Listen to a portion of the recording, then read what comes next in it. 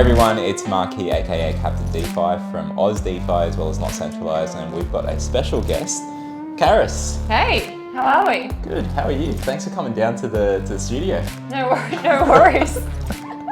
It's a studio, it's a meeting room actually, but yeah, we are here and we're going to talk about a few things that have, maybe not necessarily been going on in the space, but we will talk about just what is basically happening in terms of how Charis got into the space and a few more things about like what her thoughts are on the whole crypto DeFi Web3 space. So first question, first of all, actually I should say congratulations. Happy anniversary for being at Binance for 1 year. Congratulations. I know, can you believe it? I feel in crypto, is it like dog years? So it's really like 7 years in normal life? I think it is, yeah. So I'm due a watch soon, probably from Binance. I mean, I used to get that in TradFi worlds, but a few more months and a watch, I think, is just fair. So Lee, if you're watching, a watch, that'd be really good. I actually was just talking to him about different watches. There you go. But we have complete opposite tastes in watches, and anyway. That's fine. We'll save the Web3 watch episode for another time. But I guess for now, if you could just tell us a little bit more about yourself and how you got into the Web3 space. What was that journey like for you? What really excited me about it was that because I was working in a traditional finance institution at the time, and we can like get to it. Yep.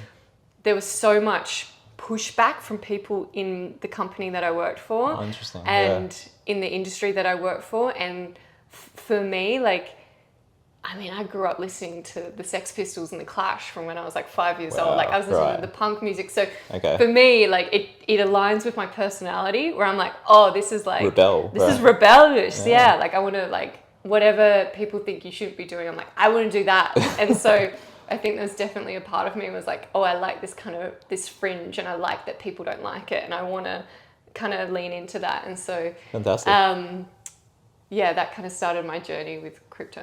Well, is that your question? Yeah, I guess so. That is the question now. We'll go back. But the interesting thing you mentioned there is that you were in that traditional finance space, and many of us either are still there or are moving over into the space and have come from whether marketing or whatever it was you're doing. Even car salesmen have come over and stuff. Totally. But coming over from TradFi, like I remember being in London at an investment bank, and there were those skeptics, even though one of the equity research analyst was mining Monero. He had his own kind of rigs and stuff, but it was still very much, to your point, there was a lot of kind of critiques about it, and rightfully so. Even I was very much critical of the space, and I thought, well, look, this Bitcoin thing is going up. I'll just ride the wave like everyone else. But I don't know why it is going up, and I didn't really kind of believe in it. But it took a lot more to actually really understand it. So given that you've come from TradFi, I mean, what are you seeing as like, what was it like for you coming over? Were you skeptical to begin with and stuff? Skeptical of crypto? Yeah. I probably should have been more skeptical. I think there's a bit of naivety in that. Again, like that's that real piece of alignment to my personality where I was like, it's new, it's fresh, I want to try something else. There's always got to be an evolution of something. So I was like, this is just the next evolution of the internet. This is just the evolution of monetary policy or when it comes to currencies in itself. So I probably wasn't skeptical enough, but there was just this undercurrent of, there was kind of these two extreme camps of, and I think you would have seen them, if you're into crypto, you would have seen the meme, right? The bell curve of like people who are into crypto. It's like on one side, it's like 16-year-old degens in their parents,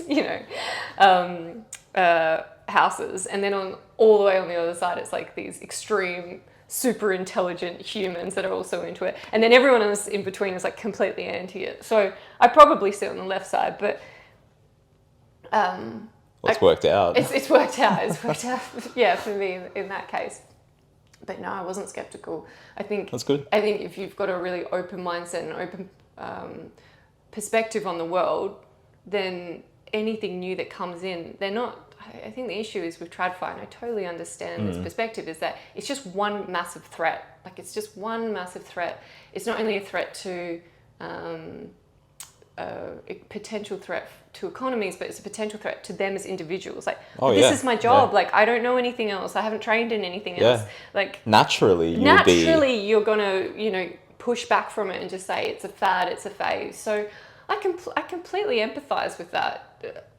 There's no my malice job's held. going to be automated away and stuff like that. Like it's Yeah. natural to kind of feel that way if you're in a position like that, especially coming from an industry that is, so in a way, maybe less so now, but back then, super skeptical of the space. Yeah, and I think as well, like, these large institutions, they train you, and you would have felt this. They train you to look exactly like this box, and if you don't fit inside that cardboard, big fish, little fish cardboard box, then you're out. Like, and You don't want to be out. Like you want to fit in.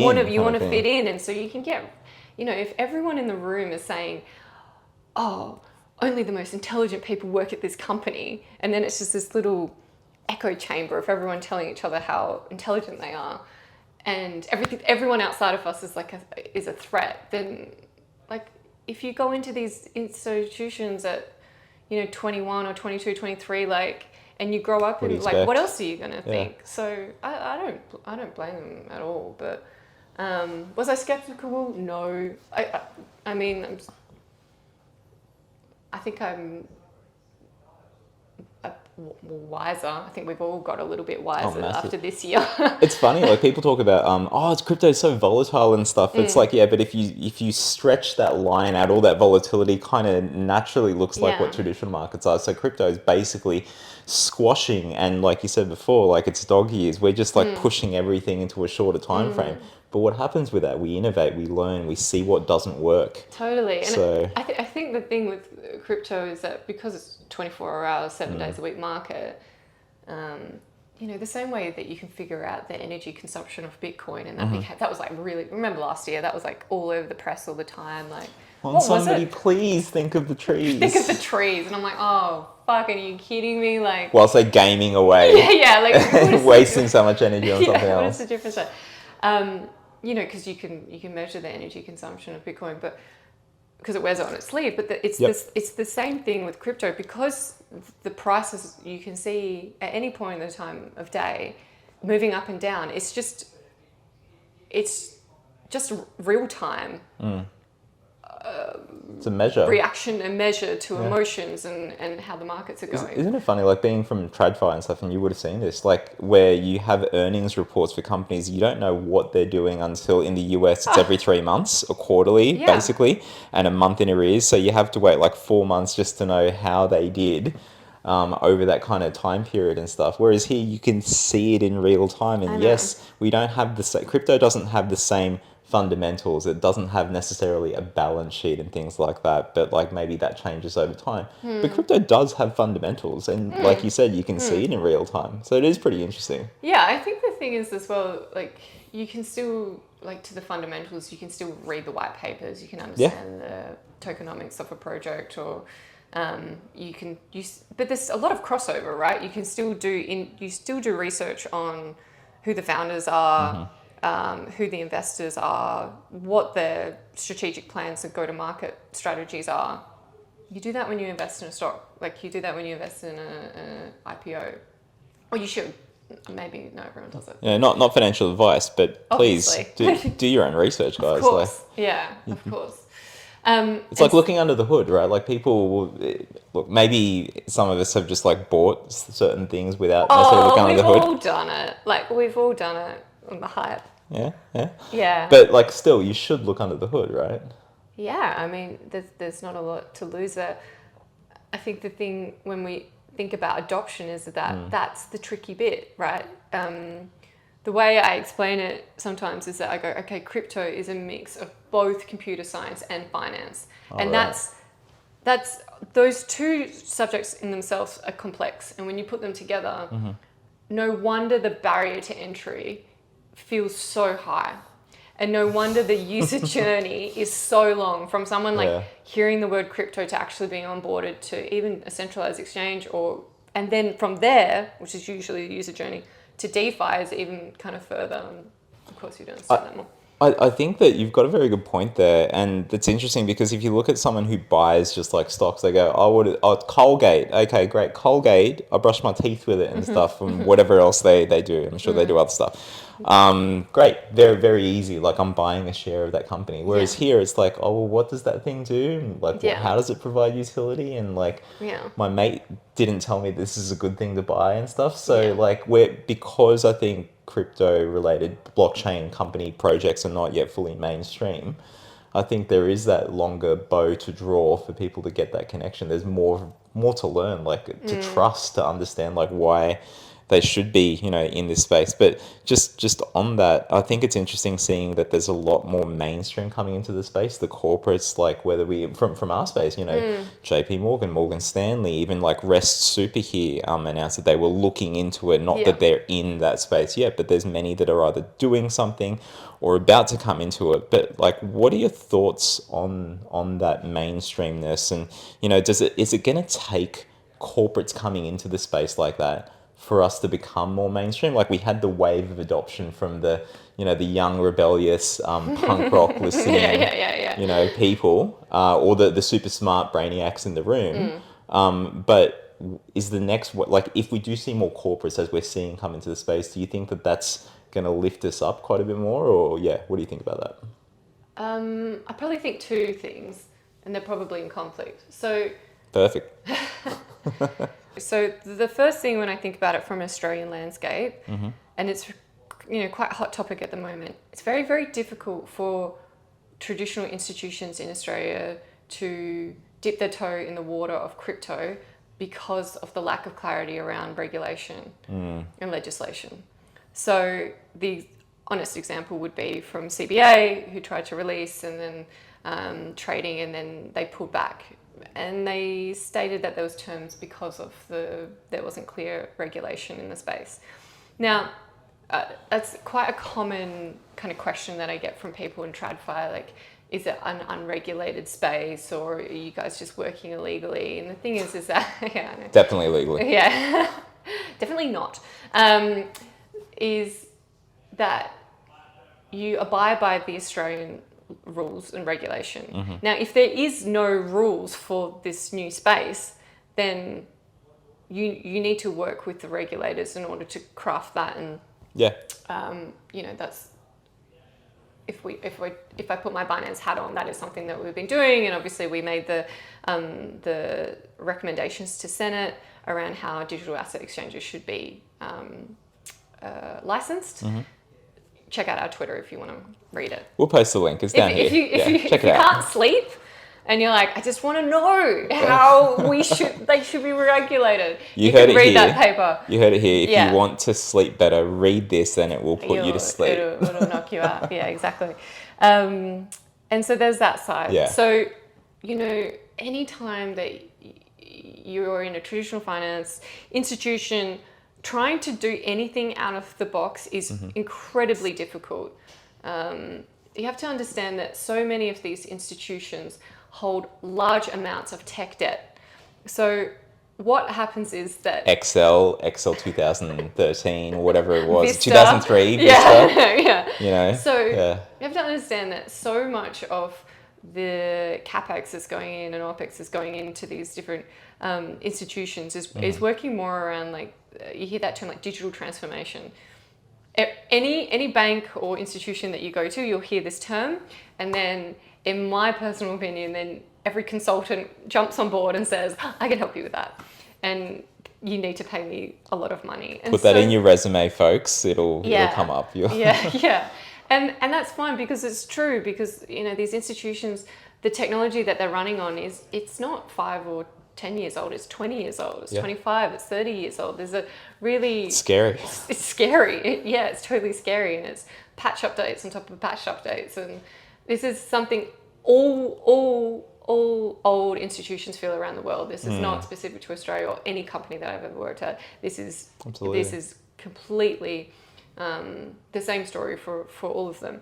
And so if you think about, okay, now I need to go in and compete and say, hey, I want to look at this space, I want to look into crypto, we should get into this space, and you're going to pull budget away from them maintaining their current infrastructure and maintaining these projects, trying to bring, everyone into this new world. Like, you have to understand that some of these companies are still trying to put data in the cloud. That's crazy because from a personal perspective, you've been using cloud for the last 10 years, I would assume. So Amazon, when they were first coming in here and people were skeptical, and now it's super accepted. You wouldn't even think twice about not going with AWS. It would obviously be your choice. So it's very hard internally to try and get traction.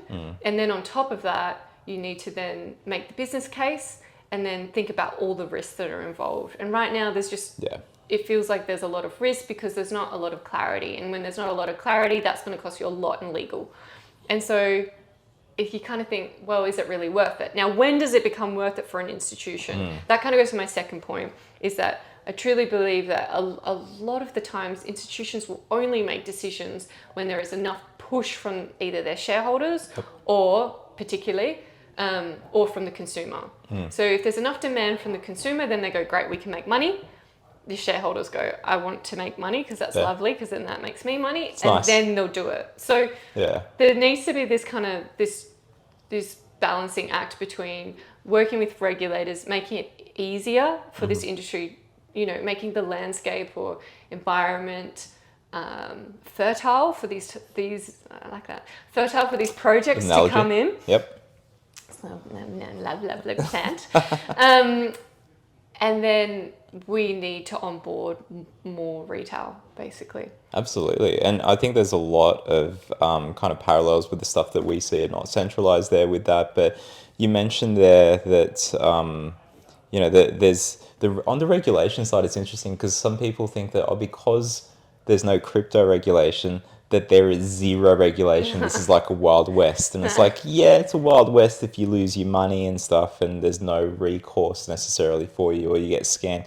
We don't necessarily have those protections, but it's not to say that we're not regulated. And we're seeing it now with ASIC here locally, as well as like the SEC chasing after DAOs, Yuki DAO, or ASIC going after, even though they were and are, they were chasing after regulation, hold on. And then also BPS Financial with Coin, Qoin. ASIC has got a nice long list, and not to comment on who's been really naughty and nice and stuff, because it is all investigations. But the fact is that they are doing something about it and they're investigating whatever the outcomes are. They are doing something. So people thinking that, I'm going to be left alone. I can just like set up and I'll be BVI based, or I'll be based in Portugal, and then Portugal then goes, no, we're going to legislate crypto. So what are you supposed to do? Are you supposed to just keep on running? Yeah. Or as you guys have mentioned, like what you guys are doing at Binance and what other people we see are doing, they're embracing the fact that this is happening. This is going to come. It's a new technology, and it was fine to get run out there and investigate what things could be done, but we need to be serious if we're going to have more mainstream come on board. Like, regulation is going to be a thing, whether people like it, and many people don't. But it's just like, what other part of your life do you not have regulated? Of course. How do you catch the bus? How do you get on a plane if there's no structures in place that protect people? Like this is going to happen. So it's a bit hard because, this is a space that naturally brings out the libertarian type folk, right? The rebellious ones, getting into this space after listening to a bit of the Sex Pistols and stuff. But I think it's a good spot for us to be in, being early in the space, because we get to see how the legislation and how the moves are crafted. So it's going to be interesting. Yeah, I think the important thing to remember is that the decisions and the conversations that we have now will have flow-on effects for years and years and years to come. And, sometimes we have conversations, they go nowhere, but like this one. But you need to have a seat at the table. Absolutely. And it's a responsibility of our industry.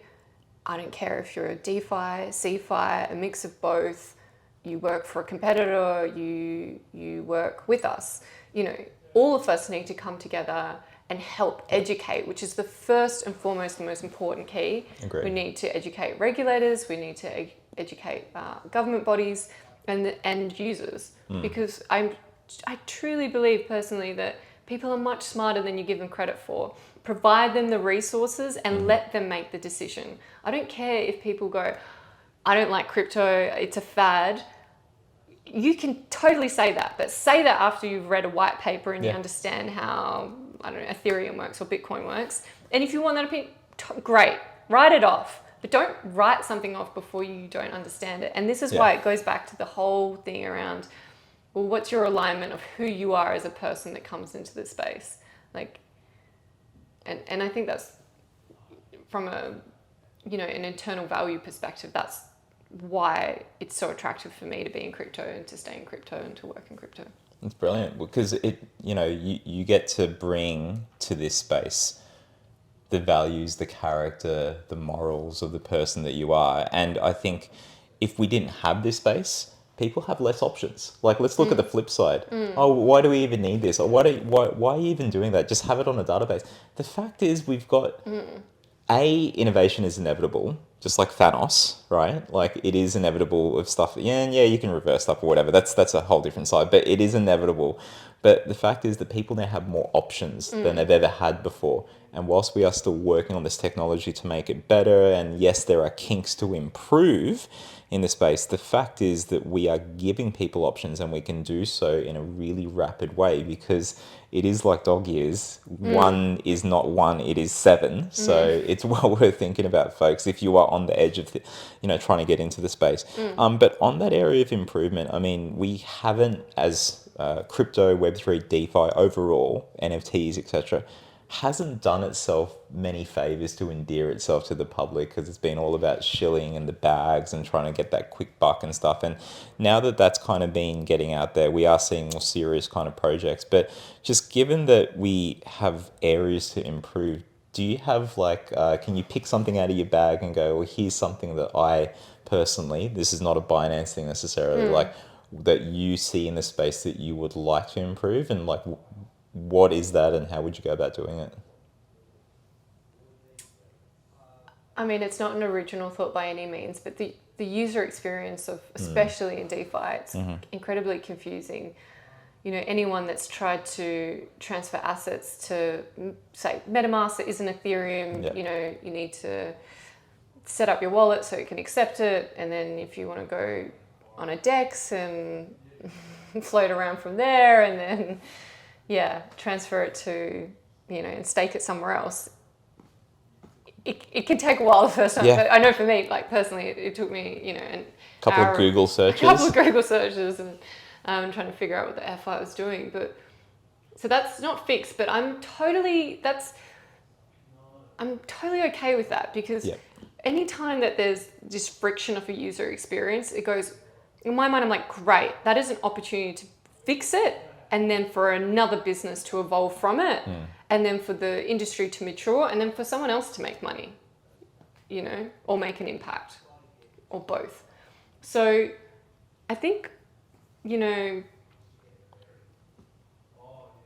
like Mark Anderson was on the Bankless podcast, and I would recommend, after finishing this one, obviously, going and listening to it. And he speaks very eloquently about the similarities between Web 1 and Web 3. Okay. And, in those use cases, think about when the web first kind of came into a more commercial perspective is, around that kind of mid-90s. And there was just kind of lots of, problems along the way. Massive. We think about when we started using computers 20 years ago ish. 20-ish. Yeah. From there, think of how much it's evolved, and now we have supercomputers in our pockets, basically. Kids don't even know what dial-up sounded like. Ugh. I mean, look it up. We're on YouTube now. Look it up, folks. But dial-up was a thing, and music took forever to download. There's so many things we take for granted right now. I remember what is it, like a watch torrent never downloads? It was like this saying. So you go on LimeWire and you just wait overnight for one song or a you movie get to 99%, I or know, in the morning it's stuck at 98, whatever it is, and you don't get it. I'm trying to download. Or you probably get rickrolled. You download one thing, but it's actually something else. A virus, obviously, but So, and there's heaps of user experience problems. It's a complex space to get into that needs to be resolved. Onboarding people, that needs to be resolved. Getting people comfortable with being their own custodian, or what it means not to be custodian, that needs to to be explained and understood. But all these things are all opportunities for even TradFi to come into the space and fix those problems. Absolutely. The same way that, you know, traditional finance helped people do all their financing online and got kind of used to that space. And now you'd never go into Took a little while, but it got there. It took a long time. And even people that weren't, like my parents now use online banking, and they would never have touched that stuff before because it's like it felt unsafe. And look at where we are now. You know. And so this takes time, it takes energy, and it takes passion, but there's just a million opportunities out there. It's interesting you were talking about the analogies and stuff there, and how, you know, the early internet and stuff. There's I don't know if you've seen, but on Netflix there's a good show called The Playlist, and it's about how Spotify came about and the parallels between what we've got now. So we had the Pirate Bay and Napster and Kazaa and all that, and I'm spewing out names that people are like, what the heck? Well, you know, look it up. It's in the history books, but you can still get the Pirate Bay. It is still out there. So that's almost like DeFi. And then Spotify is almost like this regulated version of DeFi. And when I say regulated loosely and stuff, whatever, you know, way it kind of moves forward. But back then when there was no Spotify, all you had was actually buying CDs, which is say like TradFi and stuff like that, or illegally downloading music and stuff. And it was being chased after, and these people would run, they'd move the servers around. But when Spotify came out, it was like this middle ground kind of offering. And I feel like that potentially is a way where we are heading, where in the future you will still have the proper DeFi, aka the Pirate Bay, and we will have something like a Spotify for various kind of industries. So I think, what is the term they use? CDFi, you know. Oh my gosh. That's another one. I think I would also just like to say on the record, Your Honour, is I'm not smart enough to even think that I can predict what's going to happen in this space. And I think anyone who goes out there and says this is what's going to happen and why on these long time frames is, I don't know, I'm a bit skeptical. If I think about all, you know, think of everything that came out of NFT summer, DeFi summer, and then gaming as well. Yeah. You know, if I looked back in 2017, there's no way I could have predicted any of that. No, it's super difficult. Anyone with a crystal ball, it's either you're going to, like, even someone that is wrong all the time is right at least. Like a broken clock is right twice a day, right? Yeah. If you're just shouting from your book and you're constantly calling for this place to fall, you could be right. This is a bit random, but I'm a big fan of like the inverse Kramer. Okay. Like Jim Cramer. Yeah. I was thinking Seinfeld. No, you totally were. ETF. So he's the guy in the US that like spits out like stock advice, like buy this, sell this, and he's almost sell. Yeah, almost to the T. Always gets it wrong, and so now people are pushing for an ETF to follow the opposite of him and invest from there. It's like the short ARK. So people that were against ARK Invest, Kathy Wood and stuff, they had a short version of that because it was totally that kind of thesis. They probably have done all right this year, actually. Yeah, exactly. The contrarian kind of signals and stuff. But you've got to look at things over a certain time period. Like speaking of that kind of stuff, like people talking about, oh, well, the S&P has done better in terms of the correlation or the Sortino or the Sharpe ratio versus Bitcoin. But when they're looking at it, they're looking at it over a period where it doesn't work, and over a longer period, it's different. So it's always the lens. No one uses Sharpe ratio in traditional finance anyway. You just get taught that in your undergrad. Sorry to bust everyone's bubble, but there's heaps of stuff that you'll learn. Like, you study finance and economics. Yeah. Sortino is much better, and there's much other better ways of actually looking at things. It's one measure, and it doesn't really. Anyway. Well, anyway. So, you know, we'll do the lesson on TradFi and stuff a little bit later. That lecture's coming next. But if you can just tell the guests about, like, because you've been doing like some of these monthly updates and you're doing more writing and like there's is it on your own? Is it Binance YouTube or is it on the website? Like where do people see these like updates? Yeah, so it's an evolution. I'll bring you behind the curtain. Ooh. So everything will go on Binance Australia YouTube. Mm-hmm. And so I actually started writing the market updates beginning of this year, and I tried to position it between like someone who had above general knowledge of crypto, but then below the kind of insto level, Because if you were insto, you would be going to Delphi or Masari or so forth. So I kind of wanted something in between. And I started writing them, and then a couple of months into doing it, my marketing team said, Charis, they're really boring and no one's reading them. And I was like, okay, fair. Wow. Fair. You could have just said... Yeah, there you go. And so I was like, okay, this isn't working. I'm actually speaking to this wrong audience. And I actually started testing it with my sister-in-law and my brother. And they're like... Are they into the space? They are not. So perfect, okay. They were this perfect testing case. And they're like, Charis, we don't get it. And so I was like, okay, fuck, I'm going to have to like redo this. Oh my gosh.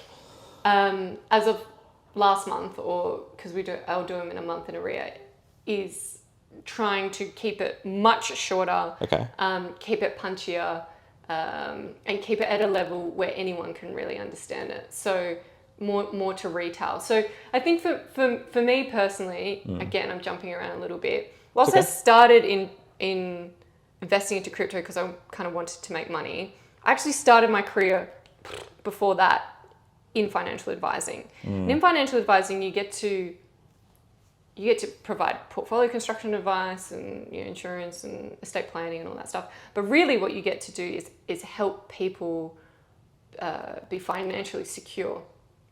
And that's a really amazing, beautiful feeling. And for someone who, grew up in a household where, so many people had it worse than me, but like my parents didn't buy a house till I was about 12 or 13. So we were in government housing before that. And money was always a topic. Like it was always a topic. I started working at 14 and 9 months because that was the legal age I could start working. I didn't even 15 here. Yeah. So, yeah. Wow. What are you doing for those 3 months? I know. I even remember like all my friends were going to levers and like, you come in Charis, I'm like, I can't afford it. Yeah. Like, or your mates that go to the snow and you come back from school holiday now like I think about like I've just moved to Sydney and I live in like Vaucluse, which is just stunning, and the amount of wealth that is around, which is staggering. I think, oh my gosh, if for me, I almost feel like crypto is like, okay, I don't come from money. It's just me. I don't have a family trust. I don't have someone who's going to come and save me. It's just me. So, and I'm sure other people feel the same way. Like crypto could be our next wave of generational wealth. And that's what we're looking for, and that's that security. So how do we do that? Well, we have to, one, understand the space and then invest accordingly. And so I think when I think about this whole kind of crypto space, it comes down to that as a person of, okay, how can I teach more people about crypto so that hopefully they can increase their financial literacy? Because again, I truly believe people are much smarter than you give them credit to. Give them the education, let them make those decisions, because from there, some really incredible things could happen. And in just one generation, your whole world can completely change. I think that's absolutely spot on, because the way that this space works, and I'm coming into it from a data related angle, even though I have been TradFi in finance, I've always been on the data side, even in research, or even if it has been on the platform and the financial metrics side of things, it's always been from that data side. And it's the eye-opening, and many people need this. You need, in whatever context you're working in, what is your aha moment? Like what podcast, what YouTube? It might be this, right? This might be your aha moment. Oh my God, I hope not. But well, I hope so personally. And so I think that, there are going to be people out there listening that will have those aha moments, and whether it's like, oh my God, there's so much more real-time data here. Oh my gosh, I can see how the future of this industry is going to be transformed by blockchain projects that are focusing on this. So I'm going to look out for those.